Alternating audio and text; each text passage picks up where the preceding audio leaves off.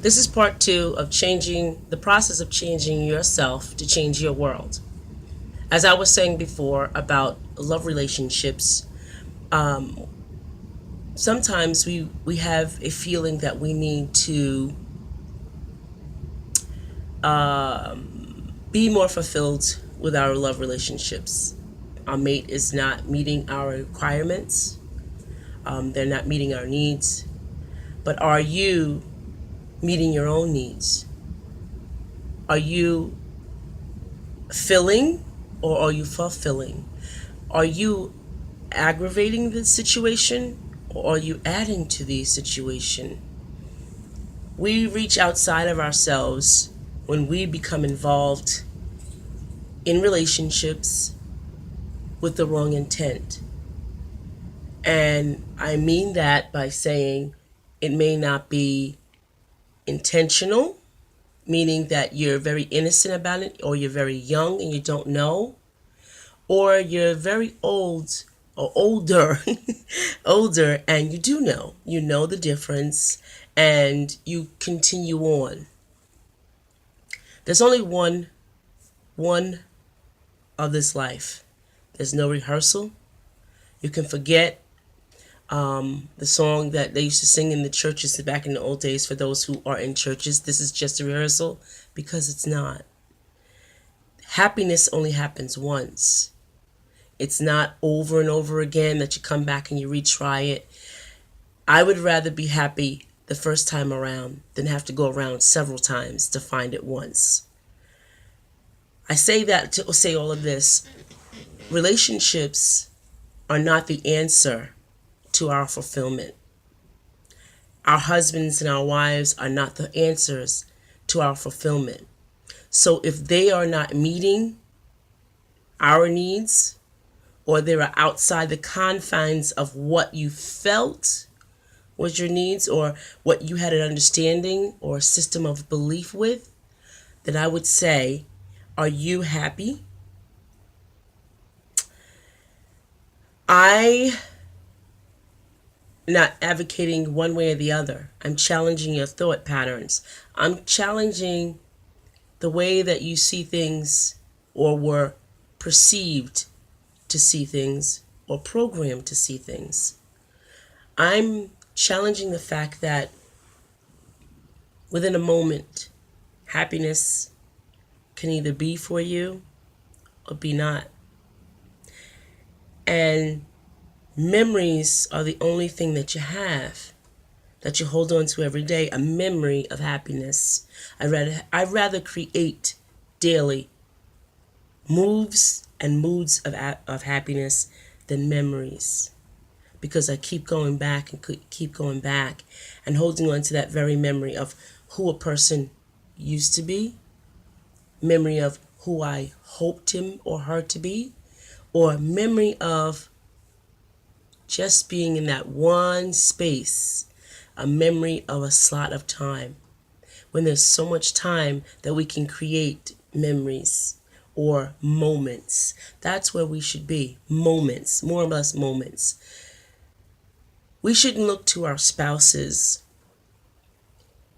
and our friends, our families, to fulfill that little pocket of emptiness. It's up to us. It's not even up to God, it's up to us. He had given us all the utensils that we need, all the tools that we need to make that happen, because we are the creator of our own lives, but we don't take it in consideration. We use words like I can't, I should have. That's the memory part. The memories. I should have, I would have.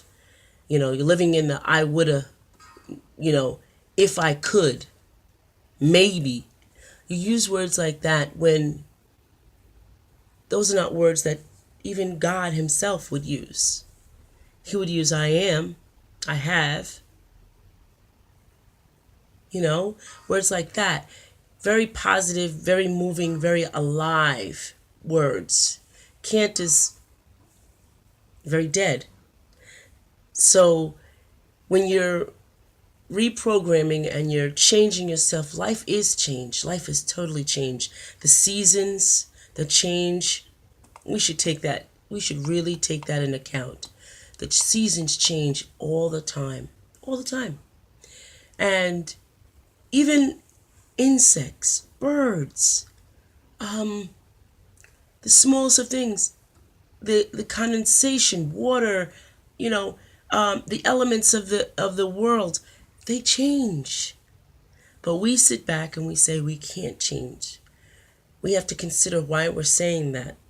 And is it a protective measure for us not to be hurt? Or have we been hurt so badly that we are stuck in time? We have to consider and we have to challenge those things, because those outcomes that you're talking about, those things that you're saying you can't do, they take control. They take control, and then they grab onto your pain and make that pain your choice to everything that you do.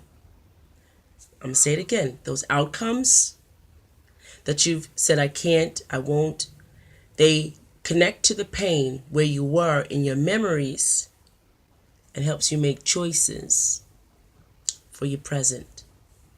And they're not good choices. When you're living in pain, they're not good choices. They may be controlled choices, but they're not good choices. They may be simple choices, but they're not satisfying choices. So how do you start to change yourself? Well, simple as this: forgiving yourself. I found years ago that I used to beat myself up about, oh, I should have known this, I should have known that. And there I go again with the shoulda, coulda, woulda status, hooking into my pain and making bad decisions for my future or my present, for my present. So I stopped doing that. I forgave myself. I wrote down all the things that I would say shoulda, coulda, woulda to. And I wrote them down. It was a very long list, by the way. And I remember saying to myself, boy, these are some bad decisions. Boy, I made a lot of mistakes. Later on, as I began to forgive myself, I made a little, a little line down the page, and I put forgiveness at the top. And then I said, I forgive myself for, letting this pass. And then I would put a positive at the end. But the positive is I learned, blah, blah, blah. And I began to unload the emotional baggage that came along with that, because I was hooking my pain into every decision. So let's say that you were hurt by a man, or you were hurt by an employer, or you were hurt by a situation, speaking, or you were given a bad review.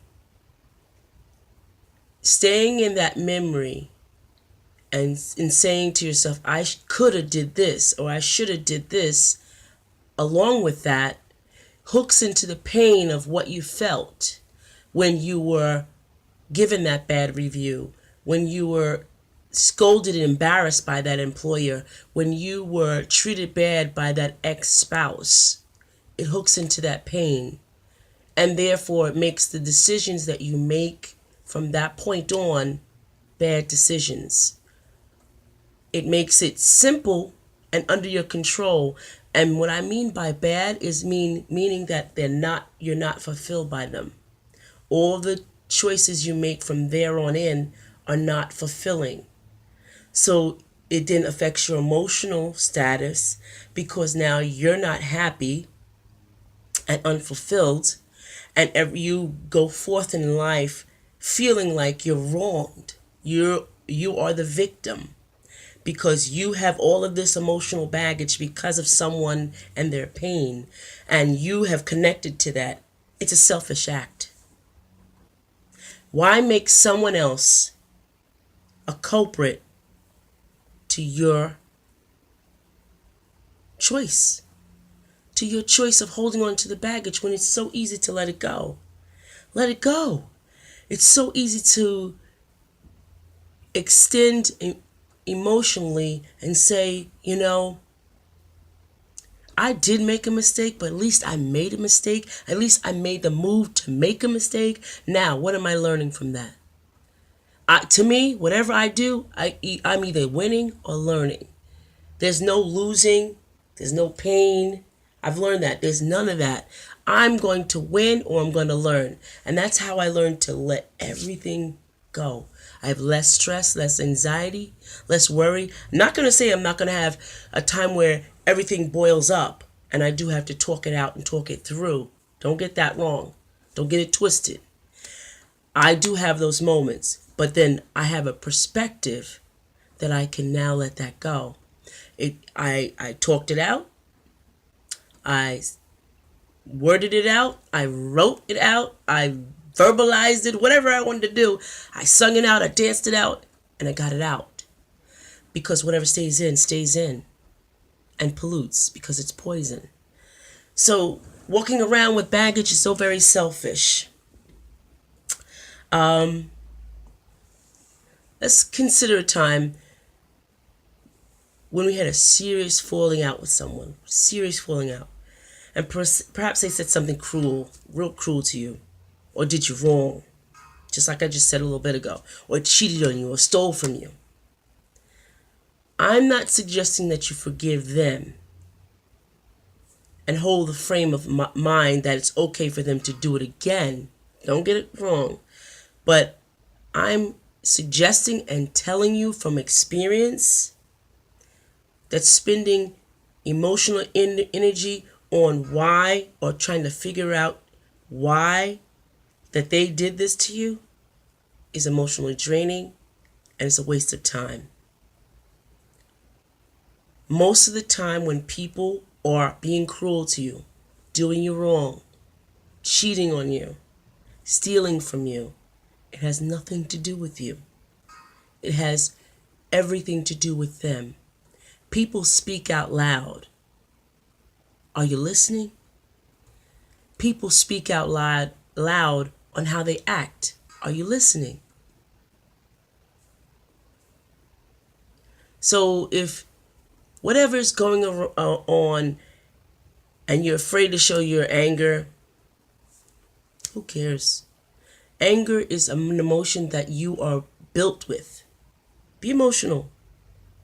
But don't lose the scope of the fact of what was really going on. Yeah. It's not like I walk around emotionless. Yeah, I do get mad. And I don't say the wrong thing, but I keep that scope of I'm going to tell you how I feel now that you said what you said, and I'm going to tell you how I feel, and we're going to come to some agreement. If not, we're just going to know that we both feel this different ways, and we're going to part as such. There's no need to carry around the emotional baggage, or they're mad at me. No need to. Because they have enough baggage of their own. Why would you want to hold something that's not even yours? Forgive yourself. And go on. When you absolutely forgive someone, and that includes yourself, for whatever happened, whatever went wrong, you feel such a tremendous weight off your shoulder. It's the backpack being unpacked. It's like almost that you're being reborn. That's what happened for me. When I really forgave my perpetrator, I was light. I could go anywhere, do anything. Nothing affected me because I forgave myself and then I forgave him. See, myself is more important than forgiving him because I had to forgive myself first. How can I give something that I don't have first? How can I forgive him first if I didn't even forgive myself first? That doesn't even make sense. I don't hold grudges. It's quite simple. It takes a lot to maintain a grudge, a lot of work, when I can do a lot of work to empower myself, to change myself. So I ask you today, change your world. To change your world, change yourself.